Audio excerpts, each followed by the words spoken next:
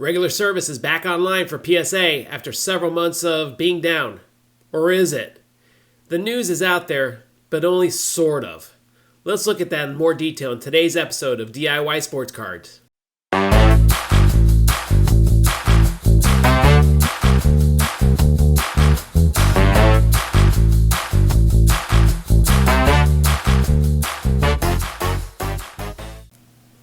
Hey everyone, and welcome to another episode of DIY Sports Cards, a place where we take a deeper dive into the buying and selling of sports cards for investors and collectors alike.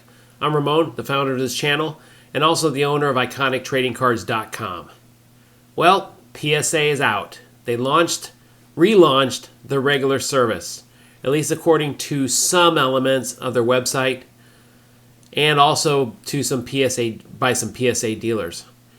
You see, the news is somewhat of an afterthought at this point, because yes, they have launched regular service, but it seems like they're only doing it as almost like a beta test to do more things.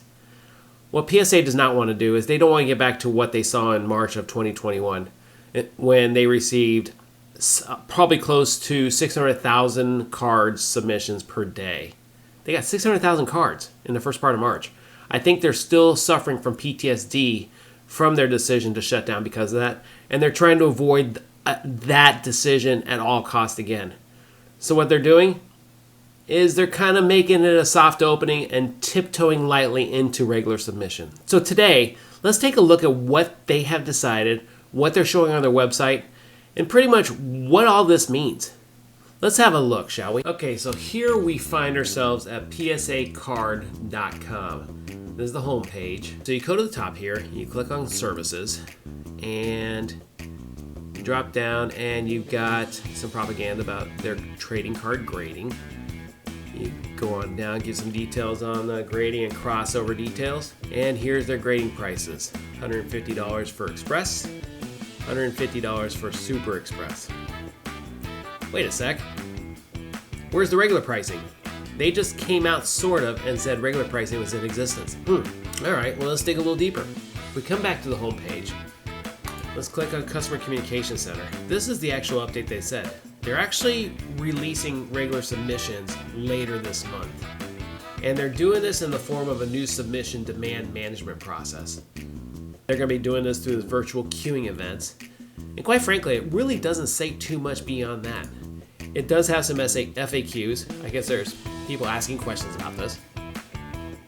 And basically what they're saying is submissions will be $100 per card, but they're going to limit the number of allocations awarded in each of those queuing events.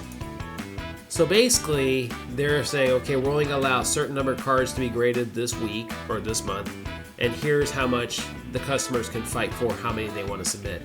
And I guess it's going to be done through some sort of drawing or some sort of event. They call it an event to decide what they do. You have to be registered with PSA to have an account in order to be part of these queuing events. And then it goes into a lot of the Q&A. Why are they limiting submissions? Well, quite frankly, they still have PTSD from what happened in March of this past year. So I think what they're trying to do is basically say, look, we're open, but we're open in a very limited capacity. Now, also worth noting is ahead of this announcement on December 9th about the prior weekend before, many dealers came out and said that regular service was open for them ahead of time. A lot of these dealers came out and said, we have 300 cards per week. That's their allocation, and this is for each of the authorized dealers that PSA has.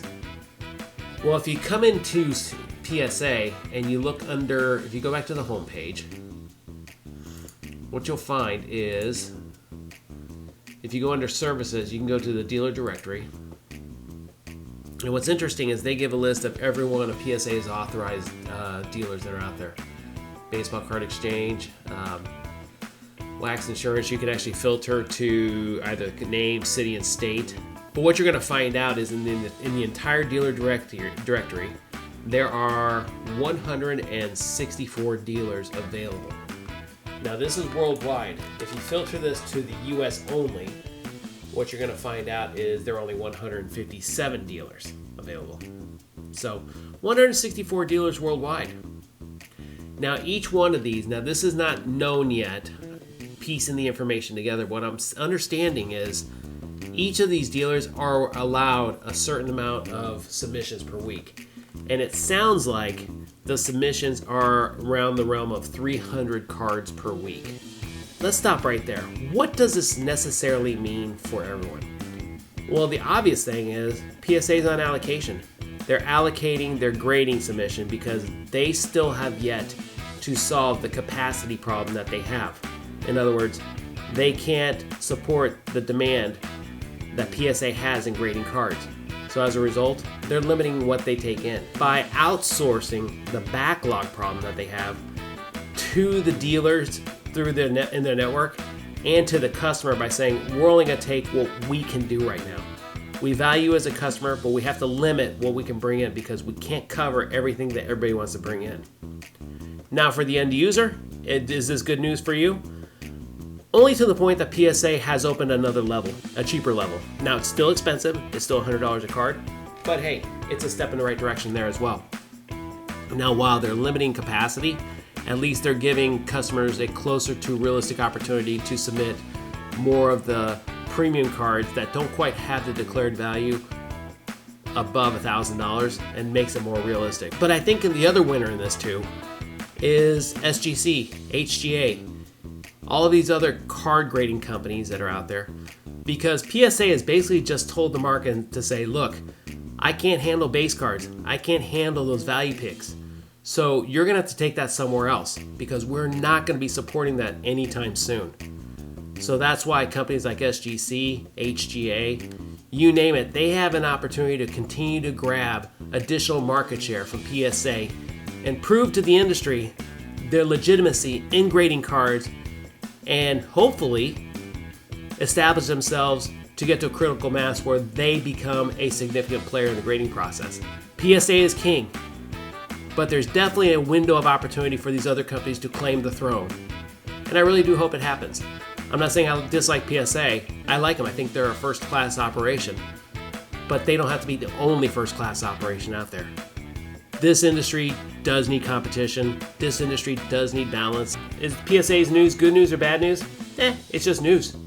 But I think at the end of the day, it does support an opportunity for 2022 to deliver some more diversified options. And I think that's where companies such as SGC and HGA and CSG even will thrive. Let's hope they take advantage of that opportunity. Okay, that's all I have for you today, folks. Let me know in the comments section what you think of the situation and what PSA has done to create a marketplace for other competitors. Do you agree with it? Or do you think this is just another blip? It's like, ho-hum, whatever. I'm going to keep doing what I'm doing. Be curious to hear what you have to say. In any event, this content is real and it's getting very, very interesting. 2022 is setting up to be a very intriguing year. I can't wait to see what happens. Is it a bearish year? Is it bullish? At the end of the day, I still think whether it's bearish or bullish, it's definitely going to have a far different dynamic than what we saw in 2020 and 2021. I'm curious to see where it's going to go. In any event, the interest in the hobby couldn't be higher, so it's definitely going to be a fun ride. So anyways, hope you guys all have a great week this week. Stay safe, stay healthy, and we'll be in touch with you in the very near future. Have a good week, everyone.